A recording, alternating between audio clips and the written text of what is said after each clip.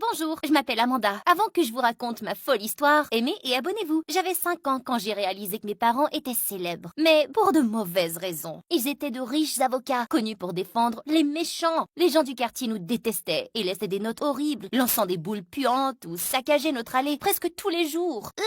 Quelqu'un a mis des crottes de chat sur le pas de la porte. Il suffit de l'essuyer, Amanda. Et ne nous dérange pas. Nous sommes au milieu de quelque chose d'important. Tu joues avec des jouets, maman. Oh, je me sens mal. Ce ne sont pas des jouets. C'est une édition limitée de la Batmobile. Ah ouais, une autre chose à vous dire. Maman et papa étaient obsédés par leur collection de figurines d'action. Et ils en étaient étrangement cachotiers. Personne ne savait où ils gardaient leur collection de jouets et personne n'était autorisé à y entrer. Et je n'avais surtout pas le droit de dire un mot à personne à propos de leur collection étrange. Ce que je n'aurais même pas pu faire, même si je l'avais voulu, parce que personne à l'école ne me parlait. Chaque fois que mes parents gagnaient un procès, les enfants me rendaient folle avec des commentaires surnois et méchants. Qui aurait cru que des gens pouvaient s'abaisser à ce point? Mon père a toujours dit qu'ils étaient effrayants. Ah ouais? Est-ce qu'il t'a aussi dit que ton haleine sent le caca? Non?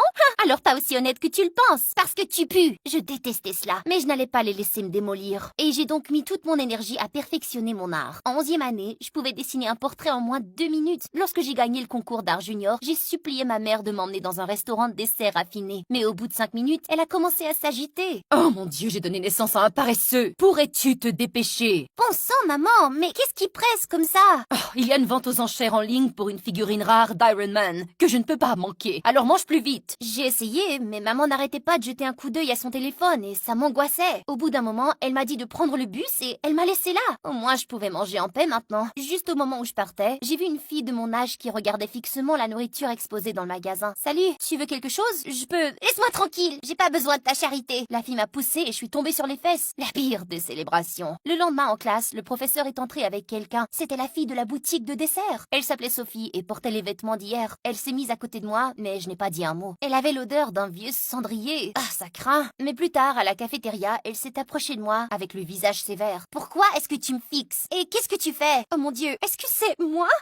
Ouais, c'est que j'aimais l'arrière-plan et la lumière. Personne n'a jamais fait mon portrait avant. Tu es vraiment bonne. Je peux la voir? Bien sûr. Sophie et moi avons discuté et il s'est avéré qu'elle était en fait très gentille. Elle m'a dit que son père travaillait à l'étranger et qu'elle vivait avec sa tante ici. Il me manque, mais ce n'est pas si mal. Eh bien, moi je vis avec mes parents. Et crois-moi, tu ne manques rien. Nous avons commencé à traîner ensemble et j'étais heureuse de m'être enfin fait une amie. Une fois en classe, je venais de sortir pour prendre quelque chose quand j'ai vu Sophie en train de fouiller dans mon journal d'art. Hé, regarde pas ça! T'as toute une collection de bandes dessinées? Tu vas publier ça, n'est-ce pas? Non, c'est juste du gribouillage. C'est à toi de décider, mais je pense que le monde doit savoir à quel point tu es talentueuse. Les mots de Sophie m'ont encouragée et j'ai pris une semaine pour faire quelques révisions avant de finalement le soumettre à un grand éditeur de bandes dessinées. J'ai attendu 1 mois, mais je n'ai rien reçu. Ce n'était pas gagné d'avance de toute façon. Mais un jour, quand je suis arrivée à l'école, tout le monde s'est pressé autour de moi comme si j'étais une célébrité. Amanda, t'as réussi! Ta bande dessinée est devenue un succès du jour au lendemain. Ils l'ont publiée. Tu te moques de moi? Apparemment, les éditeurs aimaient ma bande dessinée et voulaient signer un contrat avec moi pour 2 millions de dollars. Lorsque je l'ai dit à mes parents, ils ont cru que je plaisantais, jusqu'à ce qu'ils voient le contrat. Ma mère était totalement bouche bée. Je ne savais pas que tu dessinais comme ça.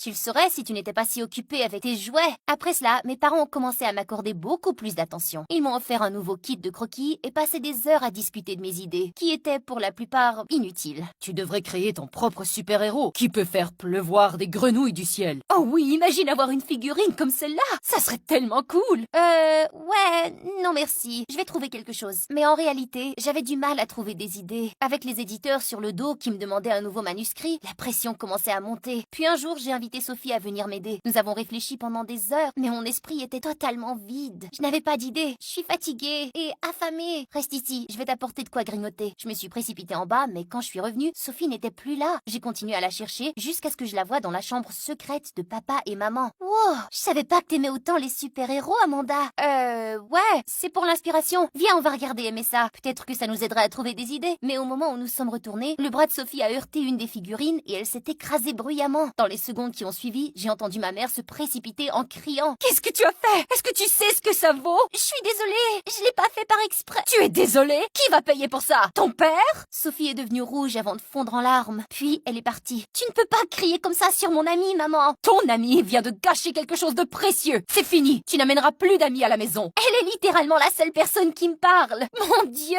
tout ça pour un jouet stupide. Vous êtes les pires parents du monde. Je suis partie en trombe dans ma chambre et j'ai appelé Sophie pour m'excuser, mais elle n'a pas répondu. Et quand elle ne s'est pas présentée à l'école le lendemain, j'ai tiré quelques ficelles et j'ai obtenu son adresse. Et j'étais stupéfaite fait de voir qu'elle vivait dans un manoir. Pourquoi agissait-elle comme une pauvre? Amanda, qu'est-ce que tu fais ici? Je voulais simplement prendre de tes nouvelles. Je savais pas que tu étais si riche. Je ne le suis pas, c'est ma tante qui l'est. Je suis vraiment désolée pour ce que ma mère a fait. Mes parents sont fous de ces figurines. Sérieusement, ils les aiment plus qu'ils m'aiment moi, je te dis. Ne me demande pas pourquoi, mais c'est comme ça. Attends, elles ne sont pas les tiennes? Tes parents collectionnent ces jouets comme des enfants? Ils sont fous? Sophie a soudainement éclaté de rire, ce qui m'a fait sentir un peu en colère. Je sais que c'est bizarre, mais ils ne sont pas fous. Je suis juste venue m'excuser. Je vais y aller maintenant. Je suis désolée, c'est pas ce que je voulais dire, mais regarde le bon côté des choses. C'est sûrement une grande inspiration pour les bandes dessinées, non? Je suis sûre que ça n'a pas été facile de grandir avec eux, alors pourquoi ne pas écrire à ce sujet? Ouais, je dois admettre que ma vie est une sorte de montagne russe. Alors prends-en avantage. Au fait, penses-tu que nous pouvons dépasser cette histoire? En un clin d'œil. J'ai commencé à travailler sur une nouvelle bande dessinée, basée sur mon enfance. J'ai changé les noms et fait quelques modifications pour que personne ne sache qu'il s'agissait d'une vraie histoire. Lorsque je l'ai présentée aux éditeurs, au bout d'un mois, ils ont adoré et voulaient la publier immédiatement. J'étais très heureuse, mais une semaine plus tard, je suis rentrée chez moi et j'ai trouvé mes parents avec mon manuscrit dans leurs mains. Comment avez-vous obtenu ça? Nous avons des relations. Qu'est-ce qui t'a pris? Traîner tes parents dans la boue comme ça. Tu ne peux pas écrire quoi que ce soit sans nous en parler. Nous te l'avons dit, non? Premièrement, non. Et deuxièmement, c'est absolument ridicule. S'il te plaît, rends-moi ça.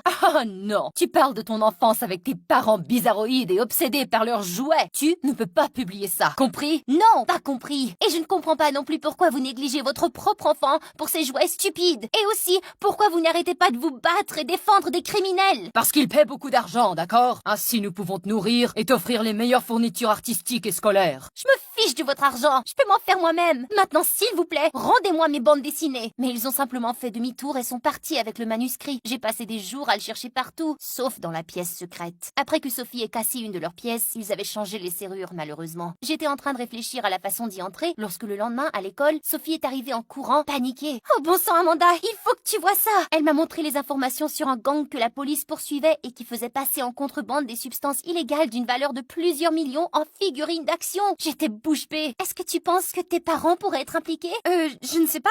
Je sais qu'ils sont bizarres, mais je ne pense pas qu'ils sont des criminels. Mais ils sont toujours si nerveux et si secrets à propos de leurs figurines. Bien sûr qu'ils cachent quelque chose. Nous devrions le dire à la police. Oh, ralentis un peu. Je dois y réfléchir avant. Je ne pouvais pas appeler les flics sur mes parents comme ça. J'ai décidé de leur en parler. Mais plus tard, quand je suis entrée dans leur chambre, j'ai vu maman déchiqueter un tas de papier qui ressemblait à mes dessins. Mais qu'est-ce que c'est que ça? Oh mon Dieu, qu'est-ce que tu fais? J'ai mis des mois à faire ça. Amanda, écoute. Non, maman, toi, tu dois m'écouter. J'en ai fini avec vous, ok? Tu vas payer pour ça. J'étais tellement en colère que j'ai décidé de faire exactement ce que Sophie m'avait dit. Punir mes parents. Alors, je suis allée au poste de police pour leur parler des figurines, mais je me suis dégonflée à la dernière minute. Mais une heure plus tard, la police s'est présentée à notre porte avec Sophie. Sophie, qu'est-ce que tu fais? Tes parents sont des menteurs et des escrocs, et les gens doivent le savoir. N'était-ce pas ce que tu voulais? Amanda, tu penses que nous sommes des criminels? C'est à nous d'en juger. Commençons par ici. S'il vous plaît, ne détruisez pas nos bébés. Ils ne sont pas illégaux. Nous pouvons vous montrer la facture. Maman et papa ont continué à plaider, et puis les policiers ont ouvert toutes les figurines, mais n'ont rien trouvé. Êtes-vous heureux maintenant? Toutes nos figurines sont détruites parce que notre propre fille ne nous fait pas confiance. Comment je pourrais? Vous êtes toujours si bizarre à propos d'un tas de jouets, à tel point que vous avez oublié que vous aviez une vraie fille qui avait besoin de vous. Ce n'est pas vrai. Et pour la dernière fois, il ne s'agissait pas de simples jouets. Il s'agissait d'objets de collection en édition limitée, les plus rares, qui valaient une fortune. Nous ne voulions pas nous les faire voler ou abîmer. Il y a beaucoup de gens qui nous détestent et tu sais ça. C'est pourquoi nous avons toujours gardé ce secret entre nous. Taisez-vous! Comment est-ce possible? Vous êtes coupable, je le sais! Je ne vous laisserai pas vous en tirer cette fois-ci! Comment ça, cette fois-ci? Tes parents méchants ont mis mon père innocent en prison et ont fait libérer le vrai coupable! Et je dois vivre avec mon horrible tante qui me fait faire des tâches ménagères toute la journée pour que je puisse étudier dans une bonne école! Attends, c'est pour ça que t'es devenue mon amie?